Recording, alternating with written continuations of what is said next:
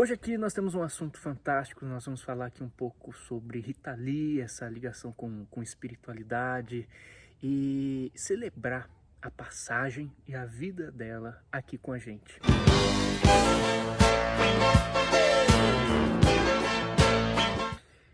E veja, quando eu penso na Rita Lee, eu me alegro muito.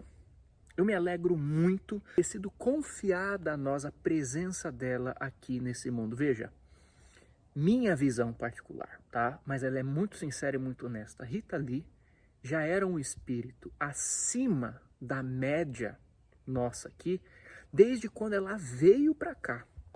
Ela já era acima da média, tá? Ela já representa um outro nível de realidade, um outro nível de sensibilidade, um outro nível de cultura, um outro nível de espírito, que não precisa nem se vestir de dogmas religiosos para sustentar isso, porque é espontâneo, é autêntico. E eu acho, talvez alguém há de concordar comigo, mas é importante a gente falar isso, eu acho que a Rita Lee, ela foi muito subestimada a partir do momento em que essa imagem do sexo, drogas e rock and roll foi superestimada e sobreposta à carreira dela. É como se fosse assim, é o que o povo quer ver, é o que o povo consegue entender, é o que o povo consegue absorver. Quando Rita falava nas suas músicas, e não só nas suas músicas de sexo, ela falava com uma consciência muito madura, muito acima da nossa. Como quem diz, veja, isso é natural, é sagrado, é divino, vocês que estão escandalizados. Vocês que estão escandalizados. Quando a gente fala em neurociência, sobre como você supera uma coisa na sua vida, por exemplo, um vício, ou um trauma. Quando você supera isso? Como que você supera isso na sua vida? É quando aquilo deixa de fazer sentido para você. Em outras palavras mais básicas aqui, é quando você deixa de ser bitolado com aquilo. Tá? Então, quando você vê uma pessoa como a Rita falando com essa leveza, né, é uma pessoa que já integrou isso num outro nível. Nós, quando aparecemos cheios de hipocrisia, de moralismo, ai meu Deus do céu, porque ela cantou sobre sexo, meu Deus.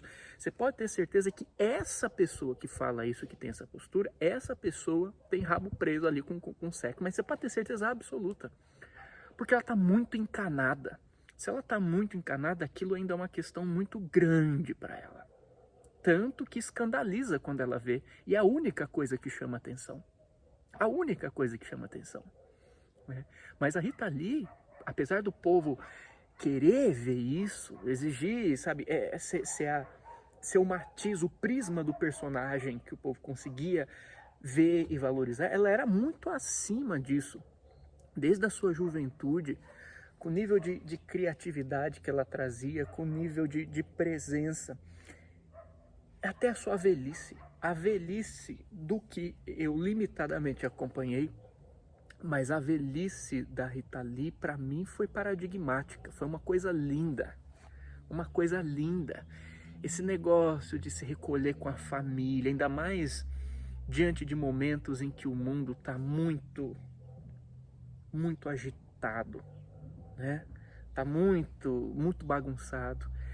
Ela resolveu se reunir com a sua família, se cercar, alimentar aquilo que alimentava ela, se cercar de natureza, cuidar dos bichos, das plantas, viver o seu conto de fadas, viver aquilo que ela acredita, se preservar, porque o povo acha que isso é só porque alguém tem uma carreira notável em alguma área, a gente tem que abusar, a gente tem que ficar exigindo, a pessoa é pública, a pessoa é nossa. Não, a pessoa não é nossa, a pessoa é dela, é da vida dela. A gente que é muito invasivo, quer se apropriar da vida dos outros. Então ela fez bem de cuidar desse momento, de ficar lá com os bichinhos dela, com as plantas. Isso aqui é uma meta de vida para mim, é o que eu tento construir na minha vida. Nossa, os bichinhos e planta. Bichinho, planta, sossego. Para mim isso é sucesso de vida. Não é uma suíte no prédio mais chique de Nova York. Para mim, ela atingiu o sucesso de vida. Ela atingiu o sucesso de vida. E esse momento final me pareceu tão doce, apesar da dor. E você vê o contexto, a família, o filho ali próximo, você vê o marido, sabe, a presença de Roberto de Carvalho junto ali, que é um exemplo para todos nós. Então eu via na Rita algo que a mídia não dava conta de traduzir. O que eu via na Rita Lee é um espírito muito avançado, muito além do nosso tempo. E que brindou a gente aqui com a sua presença, que merece ser reconhecida, merece ser celebrada. Merece ser celebrada. E eu acredito que ela foi recebida no mundo espiritual de acordo com aquilo que ela já tinha aqui. Porque como que você acha que é a nossa vida no mundo espiritual? É reflexo do que a gente está construindo aqui. Uma pessoa que se cerca de amor, de carinho, de família, valorizando esse mundo, valorizando a natureza. Você acha que não ressoa com gente que também valoriza isso do outro lado?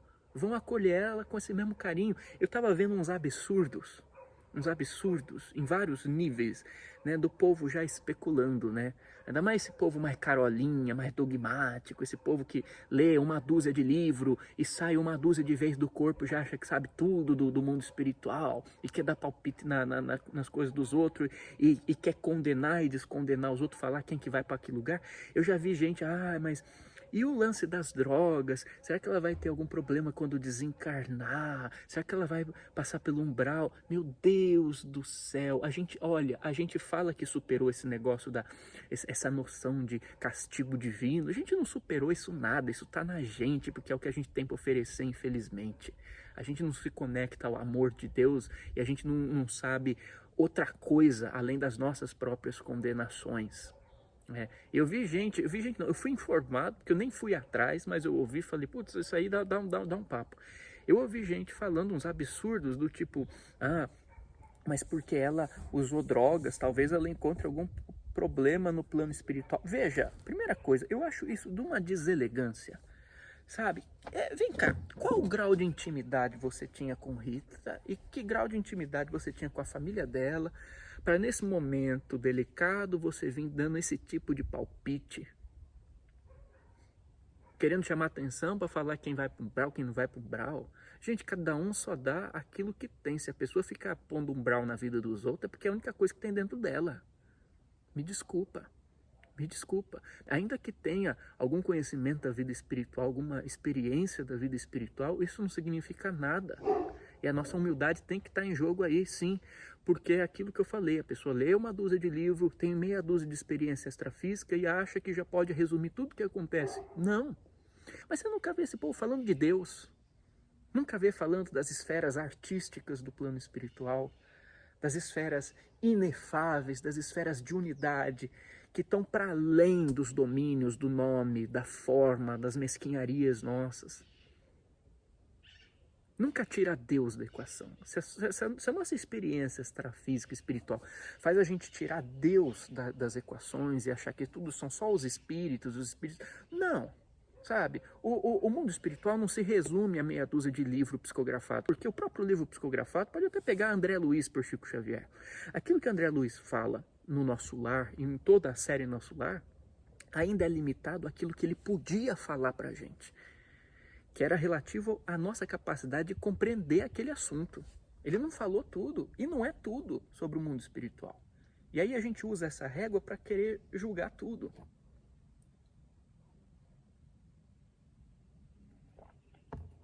Obviamente, isso é público. Existe essa questão, esse recorte da vida da Rita Lee em relação a drogas e isso tudo, que ela fala, inclusive, que ela entrou e que ela saiu. Mas a gente não fala dos nossos vícios, né? É muito fácil você identificar aquilo que é droga já consagrado como droga. Mas e os nossos vícios, as nossas dependências químicas de negatividade, de ficar perdendo tempo com besteira, de ficar assistindo porcaria? A gente também é viciado. E eu vou te dizer uma coisa, tá? Primeiro que existia um recorte, lógico que isso daqui não é uma apologia, a gente sabe que drogas faz mal.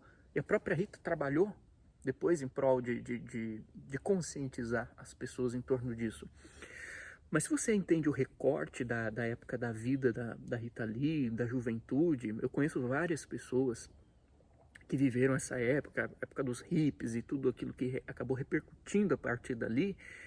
As drogas naquele contexto, não é querendo passar pano, justificar e falando que está tudo bem, não. Mas você tem que entender que existia uma proposta ali, que muita gente que viveu essa época fala, que não era uma proposta de intoxicação, era uma proposta de buscar uma expansão de consciência para além da ordinariedade da vida que o ser humano coletivamente estava escolhendo criar, que já é uma droga em si, entendeu? O jeito que a gente está escolhendo viver e tratar os outros, já isso é uma droga pesada. Então, existiu uma época em que isso foi buscado e acabou resvalando nisso, e claro que teve os seus problemas e tal, mas eu gosto muito de uma frase da Rita Lee, referindo-se a esse momento, em que ela diz que de mutante, ela se transformou, mutante se referindo à época dos mutantes, em que era esse contexto todo, que de mutante ela se tornou meditante, que é uma coisa, vamos combinar, recente no nosso mundo. Agora a gente está começando a entender, coletivamente para valer, que a meditação é uma alternativa, aliás, é um caminho de expansão de consciência, de expansão de vida, de acesso a uma plenitude existencial certeira em relação a muitas buscas que a gente tinha que não levava para lugar nenhum, drogas e tantas outras coisas, né? Mas isso está maturando agora. Né? E ela fez essa revolução e trouxe esse exemplo, ela falou, ela tem frases disso, né?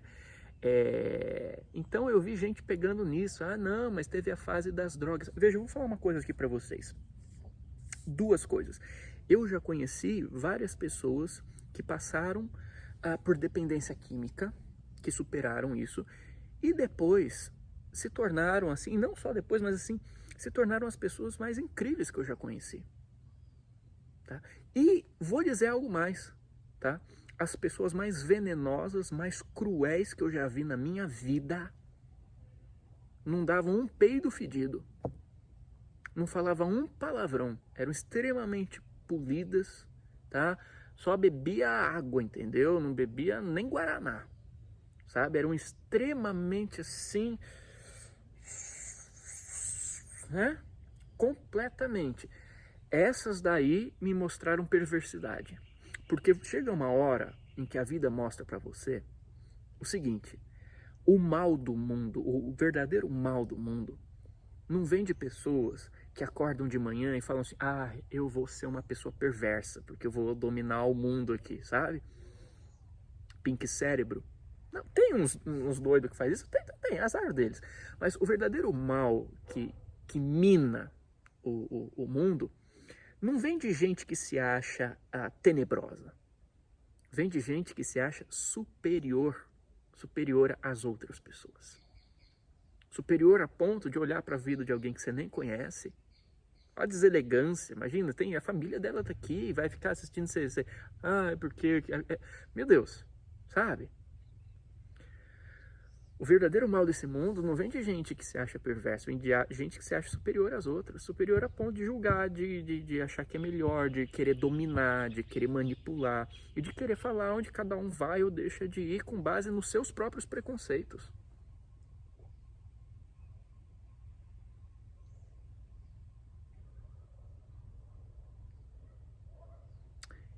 E a gente é muito punitivo nisso, porque somos assim com a gente. Porque o outro fumou um cigarro, nossa senhora, vai pra um brau. Tinha até aquela maluquice lá, num tempo atrás. Porque o cara fez tatuagem, nossa, quando desencarnar vai pro Vale dos Tatuados. Gente, misericórdia, mas o povo não tem mais nada o que fazer. Mas o espírito falou, vocês acreditam nessas coisas? Existe mediunidade séria, mas pelo amor de Deus, basta o povo falar que é autoria de espírito que vocês aceitam tudo. Pela madrugada, para com isso. Então assim, a gente não tem o direito de ficar avaliando a vida das pessoas que a gente nem conhece. As pessoas nem convidaram a gente para entrar na casa delas, a gente já se acha no direito de ficar dando palpite. Outro dia veio um sujeito falar comigo, fazer ali um julgamento a meu respeito. Não, porque você comprou tal carro numa época na sua vida? Eu olhei assim e falei, ué, mas não tô sabendo? Eu comprei esse carro, cadê esse carro? Me dá a chave dele que eu vou andar com ele com a maior alegria. O povo imagina. O povo imagina. Então, assim, a minha conclusão, a minha percepção sobre a presença da Rita Lee aqui é a mais positiva possível. Foi um espírito brilhante, que trouxe muita coisa boa, que criou uma ressonância, alimentou, valorizou esse amor simples, verdadeiro, sem fingir que é santa. Não! Sendo visceralmente humano e a partir daí trazendo as bonitezas que ela conseguiu transbordar.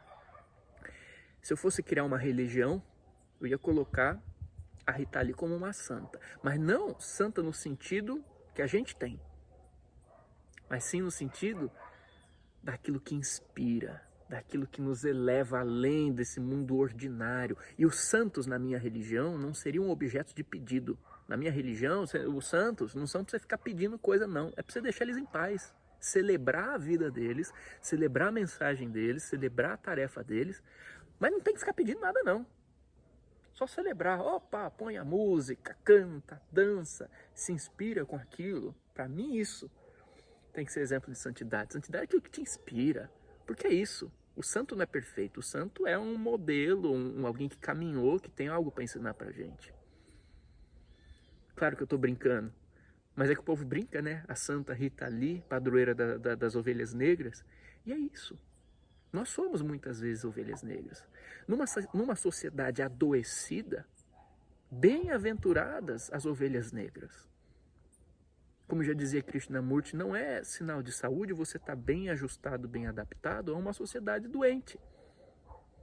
E o povo ainda gosta de dizer, não, mas ela era meio né, tinha umas ideias meio malucas. Isso me lembra a Balada do Louco. Dizem que sou louco. Mas louco é quem me diz que não é feliz. Eu sou feliz. Isso me lembra um outro exemplo, só pra gente encerrar. Elke Maravilha. Elke Maravilha foi um espírito gigante. Foi um espírito gigante, muito à frente também. Só que as pessoas não conseguiam alcançar o que ela estava fazendo, o que ela estava oferecendo. E o povo achava que ela era meio maluca. Só que se você ouve a Elke Maravilha falar, se você ouve da boca dela, você vai ver uma lucidez, uma inteligência, você vai ver uma cabeça, você vai ver uma elevação que você não encontra em nenhum outro lugar. O povo que fica achando que os outros são malucos é porque não consegue entender a mensagem. Aí dá parafuso na pessoa, porque não alcança. Então, essa questão espiritual está muito além dos estereótipos. Eu vejo os artistas como grandes espíritos de luz nesse mundo. Tem gente que aprendeu a achar que é só a freira, o sacerdote, aquele que se veste de um estereótipo religioso. A espiritualidade, ela dispensa isso. A espiritualidade, ela está no dia a dia, seja você um sacerdote, seja você uma cozinheira, seja você cantor, seja você o que você for. Porque está aqui. E ela viveu uma vida aqui. Com todos os seus erros e os seus acertos. Que todos nós os temos. Mas apesar disso, que todos nós temos, ela honrou a coisa. Ela honrou. Ela honrou sim. E ainda mais, fica ainda mais evidente nesse momento final da vida dela. Acolhida, cercada de amor, cercada de natureza. Eu tenho certeza que isso reflete como ela foi recebida. Eu tenho certeza que nesse momento de emancipação, de se acostumar com uma outra realidade, ainda assim, já houveram momentos em que ela pôde estar presente com seus filhos, com seu marido, ainda aqui nessa fase de adaptação. Mas a nossa visão de desencarne, de mundo espiritual, ainda é muito rasa. Eu tenho certeza que Deus acolheu ela com todo carinho, com todo amor. eu tenho certeza que ele ficou muito feliz de ver essa vida sendo vivida aqui. Rita Lee deixou um grande legado artístico, humano, e para mim isso é muito espiritual. Que ela esteja feliz, porque eu estou feliz porque ela existiu. E eu tenho certeza que muita gente aí também. Gente, um beijo na alma. Se curtiu, senta a guitarra no botão de like, se inscreva aqui no canal, ativa o sininho, mesmo porque o YouTube tá dificultando de entregar os conteúdos nossos. Até vou deixar aqui a campanha que a gente está fazendo do Apoia-se, porque teve todo esse negócio de diminuir a monetização do canal, da gente correr risco de ter que deixar o YouTube porque a plataforma tá... Enfim, para quem assistiu os nossos vídeos mais recentes vai saber o que está acontecendo. Então a gente pediu para quem pudesse unir em prol da gente sustentar esse veículo aqui. Gente, para quem quer mais sobre esses assuntos, para quem gosta da questão de mundo espiritual, mediunidade, a desencarnação, não desencarnação, enfim, tudo que envolve isso, questões de fé, vou ficar fazendo divulgação disso aqui até vocês comprarem Mediunidade, Experiências Paranormais sem censura. Meu livro mais recente. Mais uma vez, ele está agora de novo na lista dos mais vendidos da editora. E ó, recomendo muito. Eu vou insistir até isso aqui vir e parar na sua mesinha de cabeceira, tá? Porque se você quer estudar isso tudo de uma maneira diferente, de todos esses clichês que você ouve e vê por aí, tá meio cansado disso, e quer experiências autênticas, objetivas, reais, contundentes, nada de coisinha genérica não, para você ver que isto existe, mas que a gente tem que ter senso crítico diante disso também. Mediunidade, Experiências Paranormais sem censura. Gente, um beijo na alma, fica na paz, brilha sua luz. Se curtiu, senta a testa no botão de like. Eu vou beber minha água de coco aqui agora. Receba um abraço do tamanho do sol.